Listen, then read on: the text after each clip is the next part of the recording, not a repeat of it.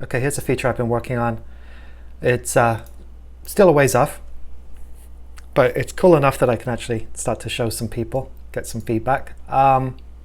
So with Radium, of course, it goes into the DSP rack, and that allows you to use third-party plugins to manipulate the entire output of Radium. So I've got 3 sounds right now, and they're going into a limiter. So you can listen to each one. You just see that something just happened there when I started clicking through all these things. And that is, it's instantiated on each one of these layers a version of Serum Effects. So I can take this one layer here and decide, well, you know what, I'm going to throw a flanger on it. And maybe we'll throw like a formant filter or something on. So I'll go here, add a formant.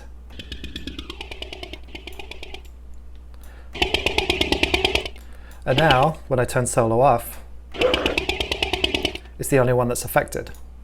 And of course you can do other things too, like because Serum Effects takes MIDI input, so whatever, let's just solo this, just in here.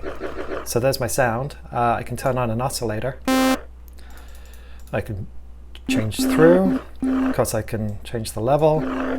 I can tune it. So there's a couple of ways of tuning it. One is to use the oscillator tuning in here, or I could just change the root note of the sound. So right now it's C3. If I hit C on my keyboard and it's tuned down to here, it's going to play a little higher, and then way down low. But you could be able to use that for things. Okay, a few requests, people like, oh, I want to put something else in the VST rack, so I can create like a sub sort of kick to whatever sounds that I'm making.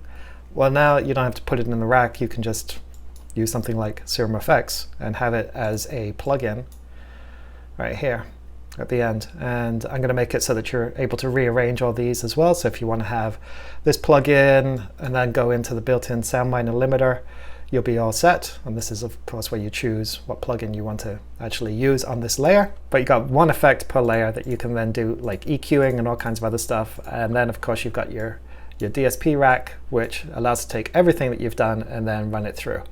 And this starts to get into the world of like side chaining would be kind of cool. So you could take like layer 1 and side chain it with layer 2 to go into a morphing plugin and process in stereo, those kind of things. And you see I've done fun things like when you move Radium around, the window sticks to it, which I thought was pretty cool. And of course when you toggle through the layers, it shows you what rack effect is on, and it remembers all the positions. So yeah, it's a start. It's very crashy right now when I start changing plugins. So I'm just going to keep plugging away at this, and it'll show up in a pre-release at some point.